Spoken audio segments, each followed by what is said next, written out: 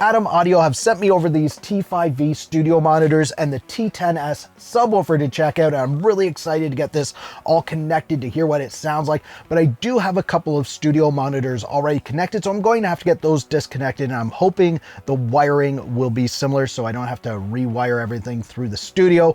And also, I've never connected a studio subwoofer before, so we're going to have to find out how you connect that and get everything connected together. And I'm hoping you're going to join me on that journey. Now, if you want any more information on the T5V studio monitors or the T10S studio subwoofer, I've included a link down in the description to Atom Audio's website where you can get more information on that. The studio monitors go for $200 each, so each one is $200, and usually you have to buy them individually. Some places might sell them in a bundle together. The T10S subwoofer goes for $400. So altogether, this is an $800 setup, which is really nice considering what you're getting. Now, if you just wanted to take this out and just go with the studio monitors, it's $400 and you're getting really nice studio monitors for $400. You're not really going to beat that in that price range. So you might be wondering, why am I swapping out the monitors that I already have? Well, there's two areas that I want to improve in my mixes, and those are the highs and the lows. So obviously the studio subwoofer is going to help with those lows. But with these T5Vs, they have this really nice ribbon tweeter in them, and those are supposed to give you really nice high-end response. So I'm looking forward to hearing what that sounds like. And then you have this nice mid-range woofer in the T5V, which should give me a nice flat response. So working all together, these should help me improve in the areas that I really want to improve in my mixes. And now let's quickly look at the build quality before we start getting this all set up. These things weigh a ton. This thing is solid. It feels like it's wooden all around in the shell, and then the front is like a really strong plastic. Like I said, it's got that ribbon tweeter in it, and then it has this nice mid-range woofer in the center there. On the back, you can see we have XLR balanced connection, and then you also have an RCA unbalanced connection. And there's a switch here, so if you want to use the RCA connector, you'd put the switch down. You want XLR, you put the switch up. You have some stuff for room correction here, like a low filter, high filter, and then you have your level knob right there. It's a pretty straightforward studio monitor.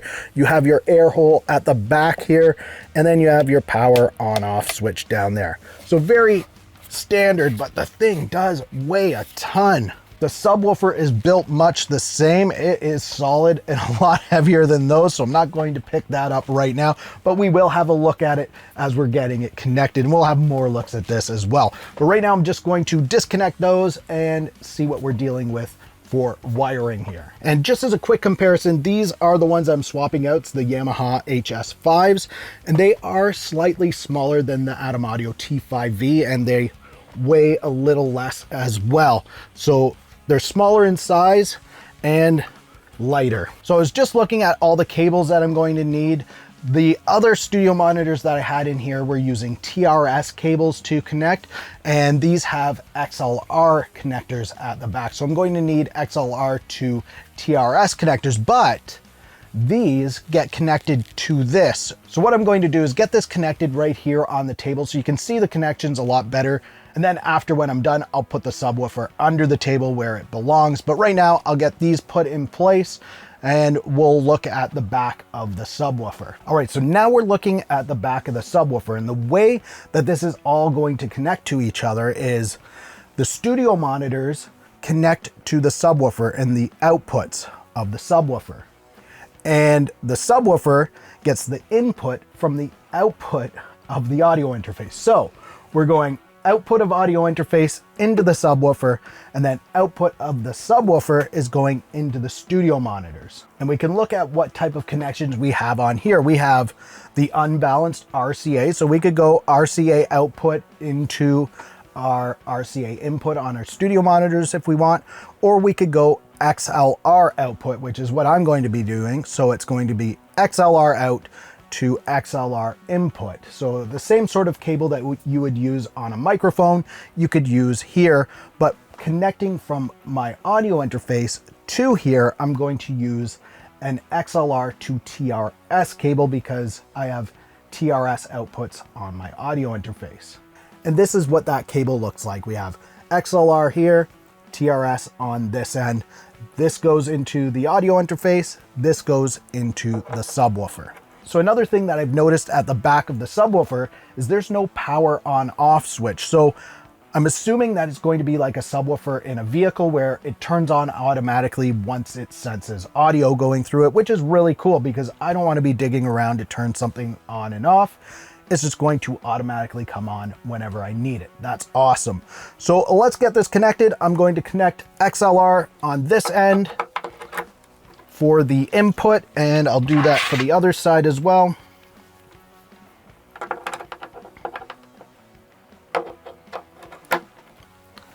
Then I'm going to run this to my audio interface. And you can see it shows here your left and right. So make sure on your audio interface, you're connecting your left to your left and right to right. So I have the subwoofer temporarily wired up to the audio interface. Obviously, I'm going to move it a little later, but we've got that connected. Now we're going to connect the studio monitors to the subwoofer outputs. So for that, I'm just going to use this XLR microphone cable that I have here, and that will work just fine. All right, so I've got everything connected. You can see I've got my outputs from the subwoofer going to the inputs on each of the studio woofers, and I've got the outputs of the audio interface going to the inputs on the subwoofer. So some things that I've noticed, because I've turned it all on to make sure it's going to work, and I've noticed you've got to adjust your level on all of your speakers. So I have the subwoofer almost at max here to kind of match. I have the studio monitors set to max for in here. If I want things loud, I'll be able to get them loud if I really want to. Some other things that I've noticed on here is you have a crossover. So you can set the crossover at 80 Hertz, and that means this is going to play everything 80 Hertz and below. You can set it at 120 Hertz, and the subwoofer will play everything from 120 Hertz and below, or you could bypass it and it's going to get all of the signal going through this, which kind of sounds really messy.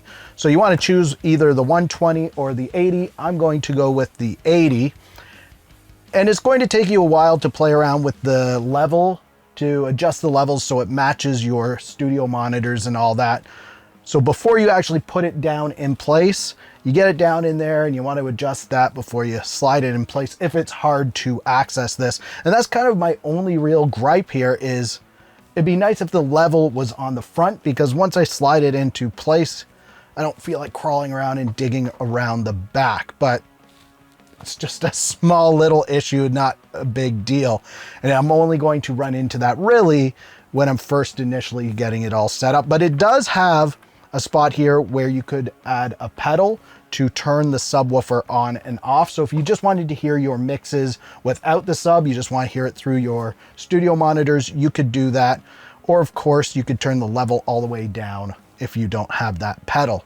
All right, so let's just test it out so you can kind of hear what it's going to sound like. I know you're hearing it through this little lav mic, so not the greatest, but you will hear that it all works together. And of course, I can't play any copyright music, so I'm just going to play a little drum loop.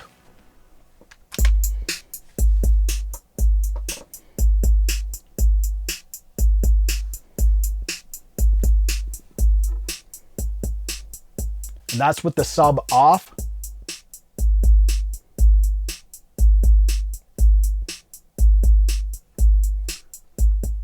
Sub off again.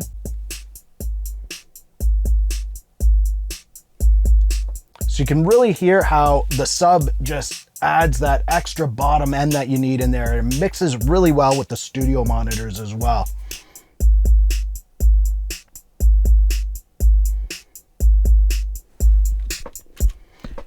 You don't want it to be like a car subwoofer where it's just pounding and pounding. You want it to just mix in that low end really nice. But I did test this on some copyrighted stuff and it will pound if that's something you do want to do with it.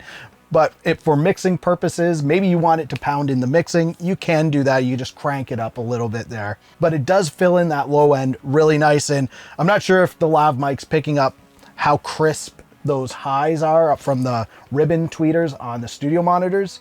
They are very nice and crisp. So I'm looking forward to starting to do my mixes on these. They're going to sound amazing, I know it. So yeah, if you're looking for a decent set of studio monitors and you want to add in a subwoofer to get the full picture of your mixes, I really recommend the Atom Audio T5V and the T10S. And really for the price, all of this can't be beat. It's an excellent price for excellent quality stuff that you're going to be getting, and it's going to help to improve your mixes if you aren't already mixing on something like this. So I'm going to have to continue to play around with the levels on here and the levels on the speakers and get everything into its correct place.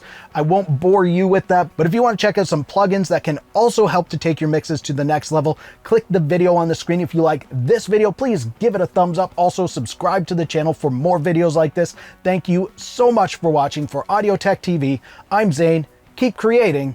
Fist bump. Thumbs up.